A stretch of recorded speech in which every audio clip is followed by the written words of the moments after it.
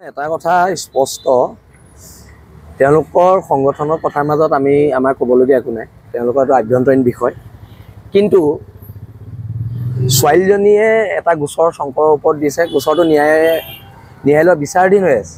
কিন্তু কালি মই কেইজনমান মানুহক দেখিলোঁ তেওঁলোকে জাজৰ দৰে কথা কৈছে যে শংকৰজ্যোতিক দোষী সাব্যস্ত কৰা হৈছে ইতিমধ্যে এতিয়া প্ৰশ্নটো হৈছে তেওঁলোক জাজ হ'ব নোৱাৰে আৰু তেওঁলোকে ৰায় দিব নোৱাৰে এটা আমাৰ ক্ষেত্ৰতো আমি এজন মানুহক থু মাৰিছোঁ বুলি এটা ভুৱা নিউজ প্ৰচাৰ কৰিছিলে পিছৰ পৰ্যায়ত ন্যায়ালয়ে আমাক তাৰ পৰা দোষমুক্ত ঘোষণা কৰিলে কাৰণ আমি এইটো ক্ৰাইম কৰা নাছিলোঁ বুলি প্ৰমাণ হ'ল এতিয়া সেইকাৰণে আমি কৈছোঁ কাৰোবাৰ ব্যক্তিগত কথা বতৰাত মাত মতাৰ কাৰো অধিকাৰ নাই আৰু কোনো মানুহ জাজ হ'বলৈ চেষ্টা কৰিব নালাগে সেইটোৱে আমাৰ মতামত আৰু আমি আশাবাদী শংকৰজ্যোতিয়ে ন্যায় পাব আমাৰ ন্যায় ব্যৱস্থাৰ ওপৰত ভৰসা আছে চাওক যেতিয়া পেট্ৰল পাম্পটো বিলাসী থানা অসমে বন্ধ কৰিছিলে তেতিয়া এখন তাত দণ্ডাধীশ পৰ্যায়ৰ তদন্ত ঘোষণা কৰিছিলে অইলে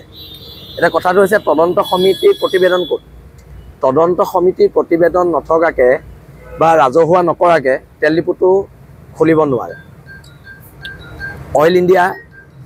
আইনৰ উৰ্ধত নহয় আৰু এইটো জবাবদিহি কৰিব লাগিব আৰু এই বিষয়ে কাইলৈ আজি যিহেতু দেওবাৰ কাইলৈ অইলৰ লগত এই বিষয়ে আলোচনাত বিলাসী থানা অসমৰ নেতৃবৰ্গ বহিব আপুনি বিচৰা বাতৰি পাব কেৱল নিউজ 18 এপত নিউজ 18 এপ ডাউনলোড কৰিবলৈ স্ক্যান কৰক এই QR কোড গুগল প্লে ষ্টৰতো পাব এই নিউজ 18 এপ এটা কথা স্পষ্ট তেওঁলোকৰ সংগঠনৰ কথাৰ মাজত আমাৰ ক'বলগীয়া একো নাই তেওঁলোকৰ এটা আভ্যন্তৰীণ বিষয় কিন্তু ছোৱালীজনীয়ে এটা গোচৰ শংকৰৰ ওপৰত দিছে গোচৰটো ন্যায়ালয়ৰ বিচাৰাধীন হৈ আছে কিন্তু কালি মই কেইজনমান মানুহক দেখিলোঁ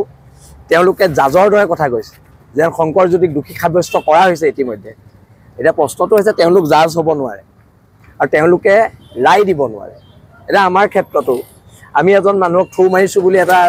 ভুৱা নিউজ প্ৰচাৰ কৰিছিলে পিছৰ পৰ্যায়ত ন্যায়ালয়ে আমাক তাৰ পৰা দোষমুক্ত ঘোষণা কৰিলে কাৰণ আমি এইটো ক্ৰাইম কৰা নাছিলোঁ বুলি প্ৰমাণ হ'ল এতিয়া সেইকাৰণে আমি কৈছোঁ কাৰোবাৰ ব্যক্তিগত কথা বতৰাত মাত মতাৰ কাৰো অধিকাৰ নাই আৰু কোনো মানুহ জাজ হ'বলৈ চেষ্টা কৰিব নালাগে সেইটোৱে আমাৰ মতামত আৰু আমি আশাবাদী শংকৰজ্যোতিয়ে ন্যায় পাব আমাৰ ন্যায় ব্যৱস্থাৰ ওপৰত ভৰসা আছে চাওক যেতিয়া পেট্ৰল পাম্পটো বিলাসী থানা অসমে বন্ধ কৰিছিলে তেতিয়া এখন তাত দণ্ডাধীশ পৰ্যায়ৰ তদন্ত ঘোষণা কৰিছিলে অইলে এটা কথাটো হৈছে তদন্ত সমিতিৰ প্ৰতিবেদন ক'ত তদন্ত সমিতিৰ প্ৰতিবেদন নথকাকৈ বা ৰাজহুৱা নকৰাকৈ তেল ডিপুটো খুলিব নোৱাৰে অইল ইণ্ডিয়া আইনৰ উৰ্ধত নহয় আৰু এইটো জবাবদিহি কৰিব লাগিব আৰু এই বিষয়ে কাইলৈ আজি যিহেতু দেওবাৰ কাইলৈ অইলৰ লগত এই বিষয়ে আলোচনাত বিলাসী থানা অসমৰ নেতৃবৰ্গ বহিব আপুনি বিচৰা বাতৰি পাব কেৱল নিউজ 18 এপত